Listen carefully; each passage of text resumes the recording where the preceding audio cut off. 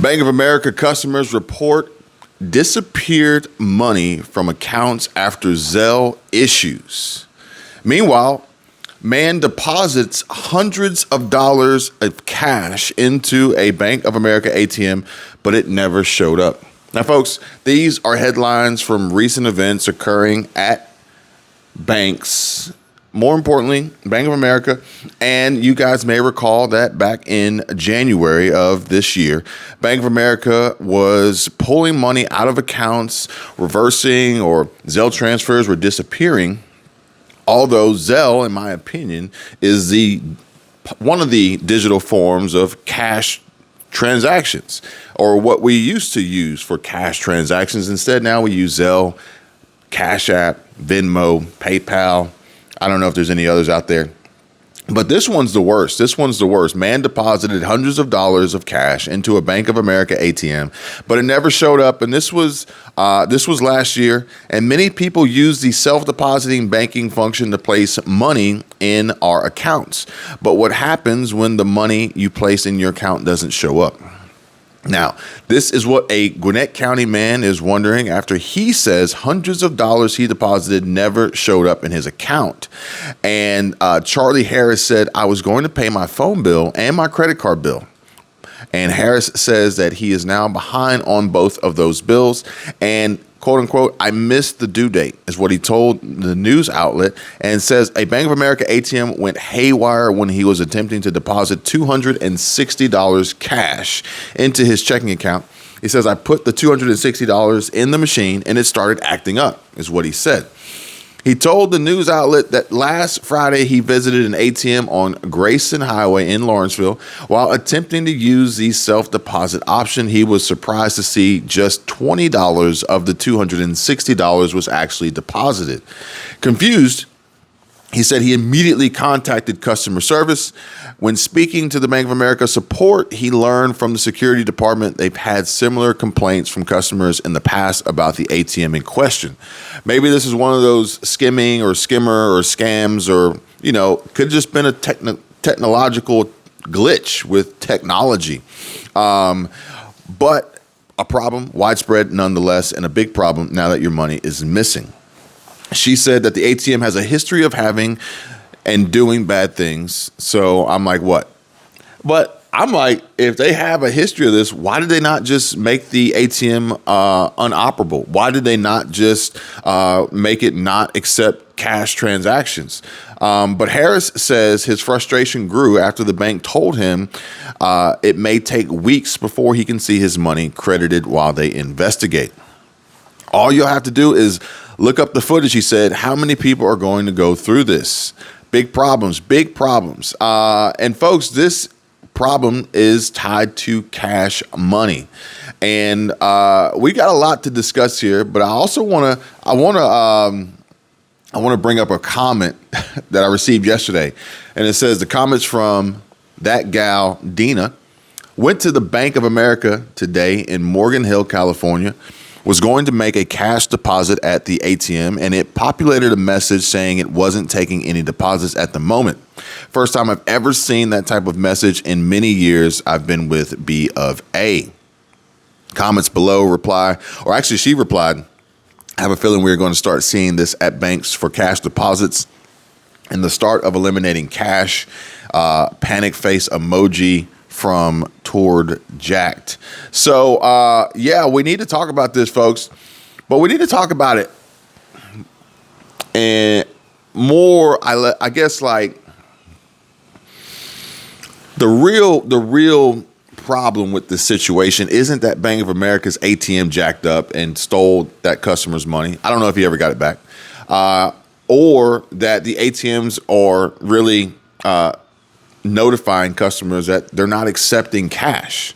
Granted, we know that we are moving towards the likelihood of a cashless society, a central bank digital currency, FedNow rolling out, ISO 20022. The list goes on and on. Potentially, if we can get Jamie Dimon to act right, maybe we can get XRP added to the list here of ways of which we will be conducting transactions without physical paper money. But, folks, I'm just going to tell you how I feel, Okay. And the way I feel about this whole thing is this. Get this. I'm keeping my cash. Okay. I'm keeping my cash. I want diversity. I want security, and I want cash flow. Okay. So what does that mean? Emergency grid shutdown situation. For instance, let's think back to last year, Canada. They had a power outage. They had like what resembled like an EMP strike. The network went down. Internet was inoperable for some wireless carriers, and I think there was like a mad dash and a rush to a local Starbucks to utilize their internet because they had internet. This wiped out ATMs. This wiped out the ability to conduct business for transactions through processing payment merchants, this, that, and the other. It was a disaster.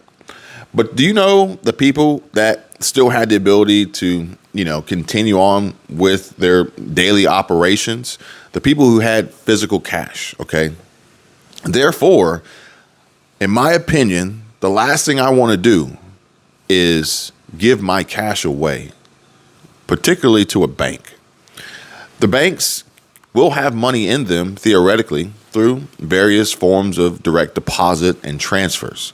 But the last thing I want to do is actually have physical fiat paper money currency in my hand that is king for the moment, and then give it to a bank to never see it again, knowing that they want to move towards a cashless society.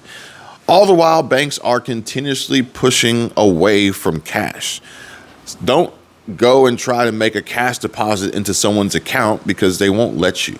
And if you try to make a cash deposit into your own account, it gets a little tricky sometimes. As well as now you're allowing them and others to have access and the ability to see how much you have, how often it comes in and out, and the different things that you could potentially be doing with these volumes of cash money. Okay, think about that. Not only the cash, but the denominations. Are you depositing a lot of ones? Are you depositing a lot of fives, 10s, 20s, 50s, 100s? What are the serial numbers? And various different things, folks. That's all I'm saying. I want to maintain my cash position. I want to maintain my ability for diversity and security. I want to maintain this bartering tool as long as it's useful. And I'll tell you guys right now, the moment that I see it not being useful and potentially being pulled from circulation and losing its value altogether, I will be sure to tell you guys. And I'm sure I won't be the only one. I'm sure there'll be a flood of videos on YouTube stating that cash is no more. It's not going to be accepted. It has no value. But to this day, it still does. And for the foreseeable future, it still does. So I'm going to maintain this tool as part of my diversity plan. People often ask me, Kevin, can you explain diversity? I do it pretty much every video, and it's a concept. It's not a specific, hard, fast set of rules. It's a concept, okay? And this diversity comes in the form of a variety of different measures.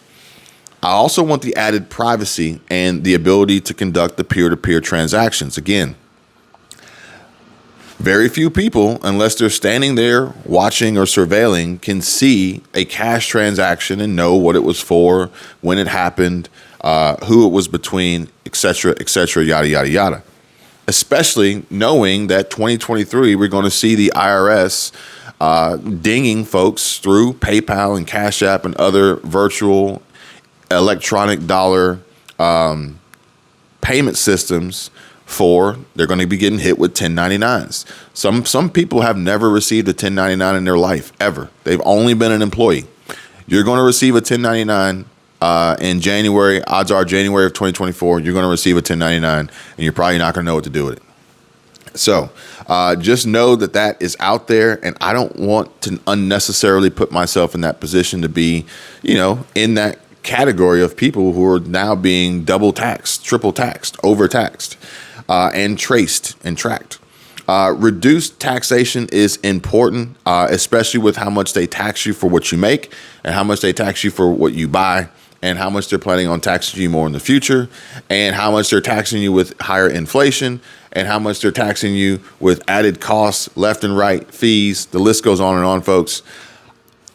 Cash, you can avoid that, okay? Or at least mitigate it. Converting cash into appreciating assets is then more than likely, instead of putting my cash into an ATM machine or handing it to a bank teller, I would much rather take that cash. Again, if I'm planning on the possible future of cash being wiped out, take that cash and turn it into an asset. More importantly, an appreciating asset that's going to gain value. My cash, my money, the dollars that we have earn no money. They do not appreciate. They depreciate in a sense of they are worth less because their purchasing power is reduced because prices are going up, inflation is going up, interest rates are going up, and the amount of value that you receive for that same dollar amount on that piece of paper, minted by printed by the Fed, is worth less.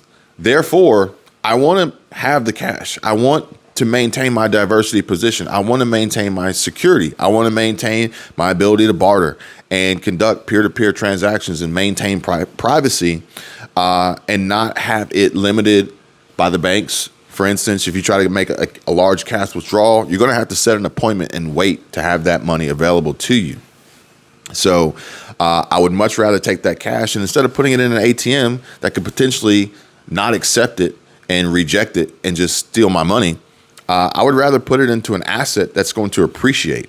And, just think about it. Think about how many people out there would be willing to accept your cash on Craigslist, on Facebook Marketplace, on a variety of these other apps and networking sites that allow people to trade goods and services and receive payment for them. If I go and buy gold from my local bullion dealer, they only accept cash. Okay? So